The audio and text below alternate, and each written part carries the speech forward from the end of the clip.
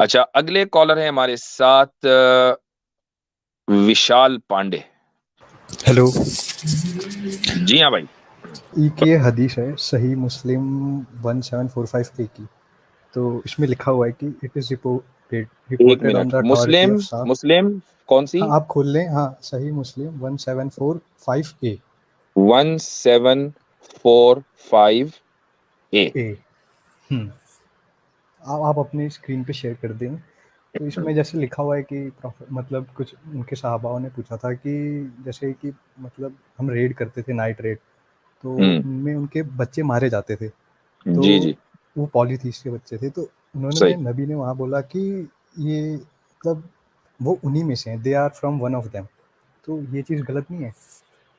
ठीक, बहुत अच्छा सवाल आपने किया। मैं जरा स्क्रीन शेयर कर देता हूँ। इस कर दे। सवाल का जवाब जो है पहले दिया जा चुका है, लेकिन चूंकि जरूरी नहीं है कि सबने सुना हो, तो इसका जवाब आ जाएगा। हम्म, अच्छा, हाँ ये।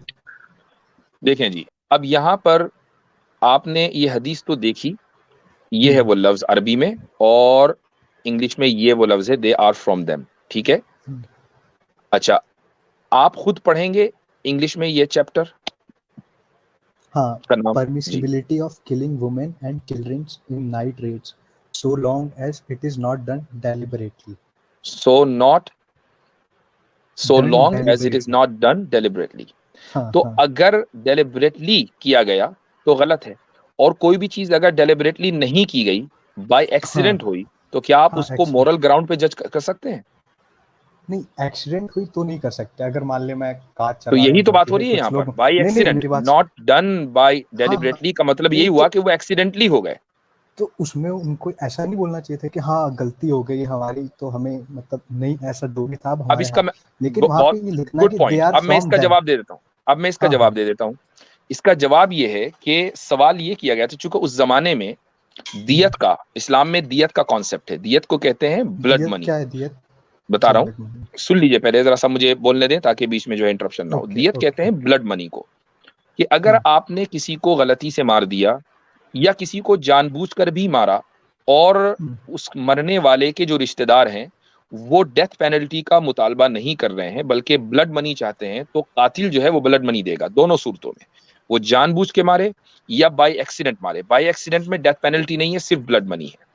तो अब हाँ सवाल ये है कि जो बच्चे दुश्मन के मैदान जंग में या मसलन रेड हुई, वहां पर दुश्मन के बच्चे और औरतें बाय एक्सीडेंट वो हमले में आ गए, चूंकि रात में नजर नहीं आ रहा था कि तलवार के सामने कौन है, तो क्या अब इस्लामिक स्टेट उनको ब्लड मनी देगा? उसका कोई कॉम्पनसेशन होगा? नहीं, उसका कॉम्पनसेशन नहीं दिया जाएगा। ये इसका मतलब है कि हुम मिन हूं। इसका मतलब ये नहीं है कि ये जायज है। यही वजह है कि आप इसी किताब में आगे पीछे अगर स्क्रॉल करेंगे, और मैंने यही हदीस, आगे पीछे रुक भी जाइए देखा था इसे तो। भैया, हम्म, रुक जाए। यही हदीस सही बुखारी में भी है, और सही बुखारी में इस हम्म, तरह का जो चैप्टर है उसके फौरन बाद इमाम बुखारी जो है वो दूसरा चैप्टर लेकर आते हैं, जिसमें ये हदीस बुखारी के अंदर आई है कि रसूलुल्लाह सल्लल्लाहु अलैहि वसल्लम ने बच्चों और औरतों को कत्ल करने से स्ट्रिक्टली मना कर दिया है। नहा अन कत्ल निसाई वस्सिबियान, ये अल्फाज उसके अंदर आए हैं। तो जो जनरल गाइडलाइन है वो ये है, लेकिन अगर कोई बाई एक्सीडेंट जंग में मारा गया तो उसकी कोई जिम्मेदारी फौजी के ऊपर नहीं है, चूंकि वो बाई एक्सीडेंट है। नहीं, वो जिम्मेदारी वाली बात ठीक है, लेकिन ये यही बोलना मतलब है गलत है इसका भाई, एकदम कि इसका मतलब वो यही है। उन्हीं में से। और ये मतलब बच्चों की आपको मैं बता इससे रहा हूँ समझ में आपको, आएगा देखो कि जब एग्जांपल आप देता हूँ। दूसरी हदीस सामने रखेंगे कि जिसमें आप सल्लल्लाहु अलैहि वसल्लम ने औरतों और बच्चों को कत्ल करने से मना किया है, जब मैंने आपके सामने खुद ही ये दिखा दिया कि चैप्टर ही नॉन डिलीवर उसके ताल्लुक से है कि एक्सीडेंटली अगर कत्ल हो जाए तो अब बात खत्म हो गई। इसका मतलब नहीं, ये कि एक्सीड हदीस का मैंने ताल्लुक आप मेरी जिम्मेदारी बात, से। आप अच्छा, और मेरी बात मुझे एक समझ बात रहे हैं क्या बोल बताइए, मुझे एक बात बताइए कि क्या बोलिए मुशरिकों के बोलिए। बच्चे मुशरिकों में से नहीं है? मुशरिकों में से हैं, ठीक है, मेरी बात ये। ठीक है। जब लेकिन ये है, अब जब आप वो भी यही कह रहे ये हैं, तर्क जब देना। आप भी यही कह नहीं रहे नहीं हैं, तो फिर इसमें प्रॉब्लम नहीं क्या है? नहीं। प्रॉब्लम ये है कि इन्होंने बोला कि वो मर गए, तो बोला ठीक है गलत हुआ हमसे, उनको एक्सेप्ट करना चाहिए था कि यहाँ तो कहीं नहीं ये लिखा अगली है हदीस में आ गया कि ना, योर सारी बातें मिस्टेक है। एक हदीस में नहीं आती। अगली आपको असल में आप ये नहीं अगली हदीस पता दिखा कि दें। हदीसें वर्क कैसे करती हैं। होता क्या है कि नहीं नहीं। रावी जो है एक बात एक जगह कहता है और वो अगली बात दूसरी जगह कहता है। तो यही वजह है कि हाँ जब आप हाँ। आगे जाएंगे तो वहीं पर ये बात लिखी हुई है कि आपने औरतों और मर्दों को कत्ल करने से मना कर दिया, लेकिन अगर बाय एक्सीडेंट हो जाए तो ठीक है। जिस तरीके से उनके वॉरियर्स की के कत्ल की जिम्मेदारी हमारी नहीं है, वो वहां गए थे, हम इसीलिए उनको मारे क्योंकि वो फौजी थे। तो उनके बच्चे और औरतें अगर जद में आ जाए तो उनकी भी जिम्मेदारी नहीं है। ये मतलब है, ये दोनों हदीसों को मिलाकर होता है। तो किसी एक जुमले को पकड़कर आप एतराज नहीं कर सकते, जबकि पूरे टॉपिक के ऊपर आप गुफ्तगू हाँ, हाँ, करेंगे तो मैंने एतराज होगा।